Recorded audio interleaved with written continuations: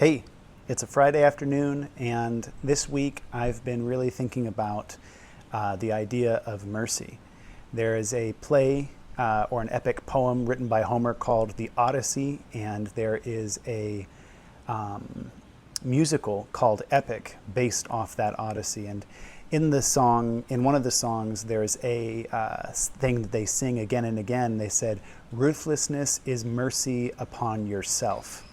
And throughout the entire time of listening to that musical and enjoying the epic story, I kept thinking to myself, something about that seems off. But you go throughout the story, and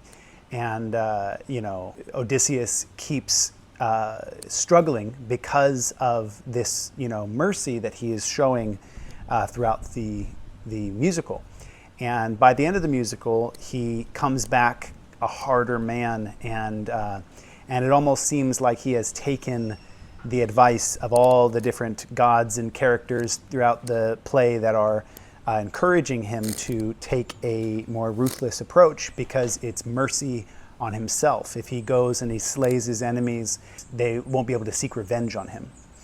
Have you ever hesitated to bring justice? Maybe you thought that mercy was the solution, or did you figure that justice is what keeps things in line? It prevents us from falling into chaos, makes the world safer. I was once caught between a rock and a hard place on this topic in a daycare a couple years back while volunteering at my church. There was this boy, we'll call him Aidan, for privacy. Aidan means ball of fire, little fire. This kid was passionate. One moment he'd be punching Johnny, the next he'd be kissing Jenny, and both were inappropriate for a daycare setting. Problem was that Aidan was 2, and he was not, it was not easy to communicate with him. He hadn't developed communication skills yet. So I'd say to him, stop, and he wouldn't. I'd pick him up and look him in the eyes and say, hey, let's use gentle hands. Are you going to hit Johnny anymore? And he'd be like, yeah. And I was like, okay, clearly we are not reaching each other right now. He has no idea what I'm saying.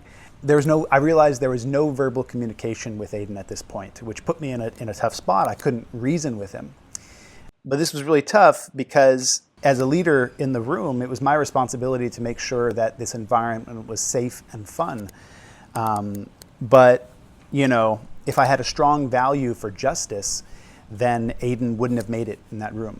It would have been 3 strikes and you're out, and he would have just been gone every time. He was not listening. He seemed to be rebellious, and we'd pick him up, move him, away from a kid that he had just hit, and look around. We turn around and then turn back, and all of a sudden he's hitting some other kid, right? And so if I had strongly prioritized justice, he wouldn't have made it. But on the other hand, I couldn't just allow Aidan to menace the classroom, punching the kids and hugging kids who didn't want to be hugged. The class would have devolved into chaos. And so I was stuck. Do I prioritize justice and forsake Aidan, banish him to isolation, and possibly, prevent his family from coming to this church because they wouldn't be able to enjoy the service? Or do I choose mercy and let him menace the other kids? I thought there's got to be a better option. And it was at that moment that I sensed in my spirit this phrase, love first, discipline second. And I knew immediately that was right. How exactly that looked, though, I didn't really know. Am I supposed to give Aidan a hug when he punches Johnny? I didn't really, I was like, what does that look like? But I didn't have the answer, but I knew that the phrase felt right to me. And so at that point, all I had was to just try it out. What does this look like? Loving first and disciplining second. So from that point forward, every time Aidan was getting into trouble, I'd come over with love and in my heart and on my face, and tell Aidan that I loved him, and I'd start to play with him. And instead of shouting across the room, in anger, hey, stop that, don't hit, Johnny, I showed him mercy. And almost immediately, Aidan went from unreachable and uncontrollable to compliant and kind.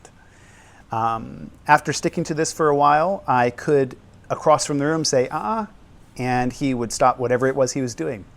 It was a small miracle for a child that just a few weeks ago had been repeatedly kicked out of daycare. So what does that have to do with mercy and justice? Mercy sounds nice, but it actually can become evil when you're merciful for the wrong reasons, merciful out of fear or merciful out of pride. Fearful mercy comes when you don't want to bear the consequences of justice, i.e. Aidan getting banned from daycare.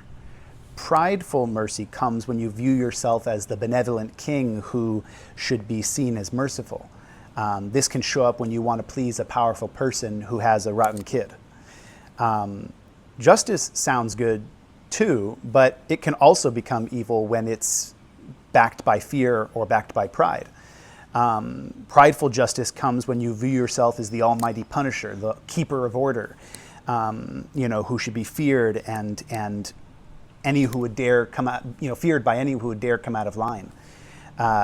And fearful justice comes when you're afraid of the consequences of mercy. If I'm merciful on this person, what if they don't receive that? It comes from fear. There's a narrow path between these two pitfalls, and it shines purely as righteously just and righteously merciful, and it's love. And I know that sounds super corny, it's like, oh, it's love, but let's think about it for a second. There's a saying, perfect love casts out fear.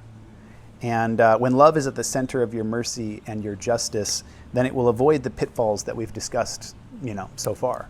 The fruit of true loving mercy is reconciliation and unity. And the fruit of true loving justice is righteousness and peace.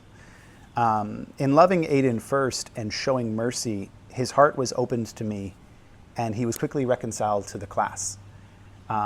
Something that wouldn't have been possible if I had simply followed the rules, the system, hey, three strikes, you're out of here. And it also wouldn't have been possible if I had shown, fearful mercy. He would have been, I just went like, well, I don't want to punish him because, then he won't be able to stay. Then he would have just been menacing the, the classroom. It wouldn't have worked. In loving Aidan first and showing him mercy, his heart opened up to me and he was quickly reconciled to the class. Now that loving mercy had been shown, loving justice was next. There came timeouts not filled with anger or fear or pride, but love. And it produced in him righteousness and peace. He was able to not be hitting kids, not be forcing kids into a hug when they didn't want to give him a hug. He was able to be at peace with the class and really integrate and connect and thrive socially. So the next time you find yourself caught in a hard place between justice and mercy, ask yourself, how can I move forward without fear and without pride and embrace love instead? Have you experienced anything like this? Tell me about it in the comments. See you next time.